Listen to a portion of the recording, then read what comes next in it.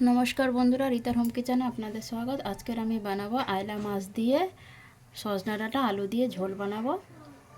तो आमी कड़ाई तेल निये नियेछि, माछ भेजे नेब।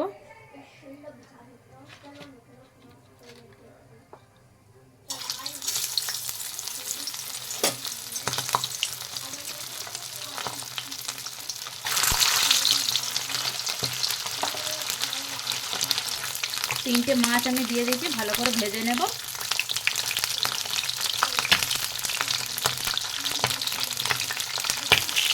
माछ भालो करे भाजा हये गेछे, आमी तुले नेब। एबार एखाने आरो दुটো पिस माछ आछे दिए देब,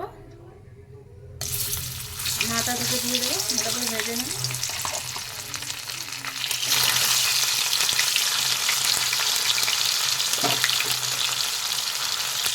এখানে সব মাছ ভাজা হয়ে গেছে, এবার আমি তুলে নেব। ওই কড়াইতে তেল আছে, আমি এবার ফোড়নে দিয়ে দেব তেজপাতা আর দিয়ে দেব 1 চামচ 5 ফোড়ন।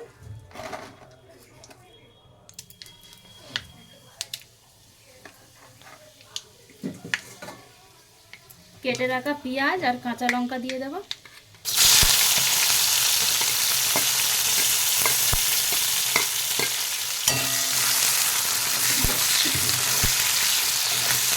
ভালো করে পেঁয়াজটা ভেজে নেব, পেঁয়াজ আর লঙ্কাটা।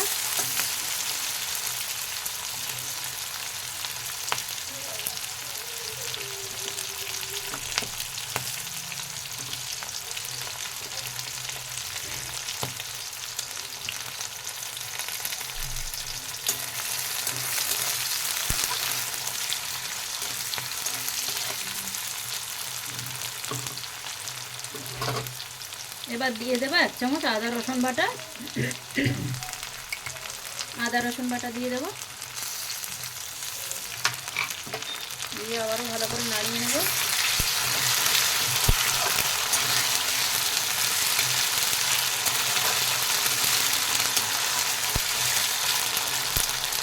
ভালো করে পেঁয়াজ আদা রসুন ভাজা হয়ে যাবে।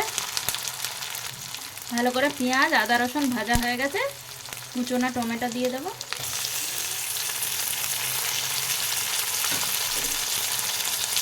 টমেটোটা গলে দেওয়ার জন্য লবণ দিয়ে দেব।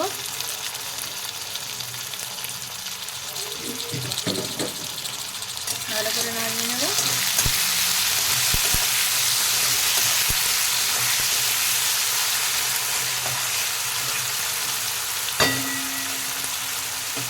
একটু ঢেকে দেবো, টমেটোটা গলে যাবে। ঢাকাটা খুলে দেখে নেব।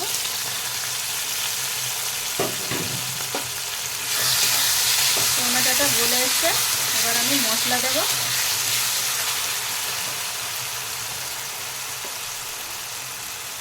হলুদ দিয়ে দেব, লঙ্কা গুঁড়ো দিয়ে দেব, ধনে গুঁড়ো, জিরে গুঁড়ো, সবগুলোকে নাড়িয়ে নেব।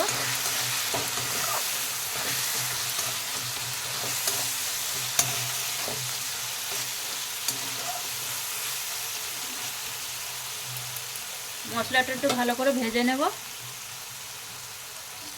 মশলা ভালো করে পেকে গেছে, মশলা থেকে তেল ছেড়ে দিয়েছে। এবার আমি এখানে সেদ্ধ করা সজনা ডাঁটা আর আলু ঢেলে দেব। এইটা একটু আমি লবণ হলুদ দিয়ে সেদ্ধ করে নিয়েছি।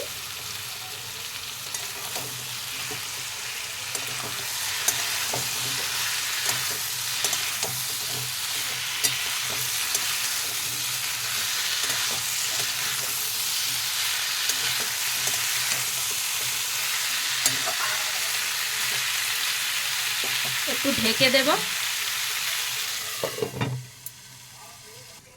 ঢাকাটা খুলে দেখে নেব।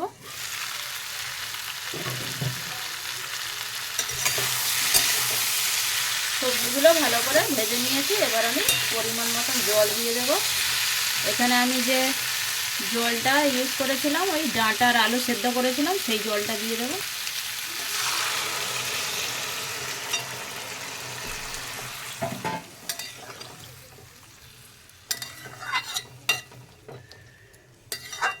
আর একটু জল দিয়ে দেব। জল আমি এখানে দিয়ে দিয়েছি। এবারে 5 থেকে 7 মিনিটের জন্য ঢেকে দেব। ঢাকাটা খুলে দেখে নেব।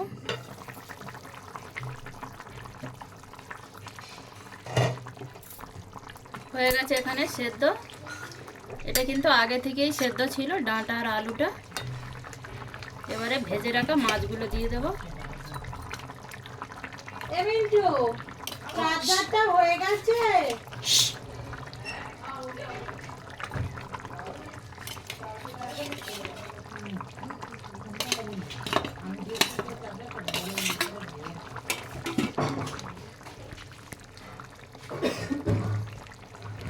ভেজে রাখা মাছগুলো দিয়ে দিয়েছি।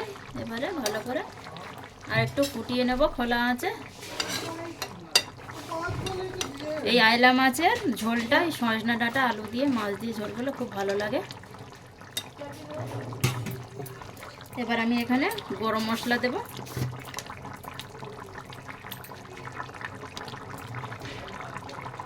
এক চামচ গরম মশলা দিয়ে দেব। আর কেটে রাখা কুচনো ধনেপাতা দিয়ে দেবো ওপর থেকে।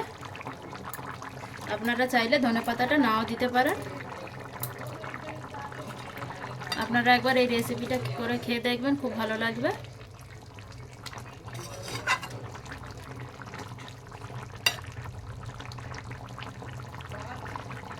হয়ে গেছে। এবার আমি এখানে কিছুক্ষণের জন্য একটু ঢেকে রেখে দেব।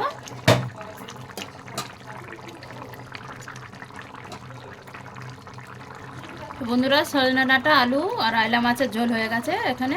এবার বন্ধ করে দেব, দিয়ে কিছুক্ষণের জন্য আমি ঢেকে রেখে দেবো। এতে ধনেপাতার গন্ধটা ভালো করে এখানে ছেড়ে দেবে। আপনাদের কেরম লাগলো কমেন্ট করবেন, শেয়ার করবেন। এই রেসিপিটা আপনারাও একবার বাড়িতে ট্রাই করে খাবেন। ধন্যবাদ।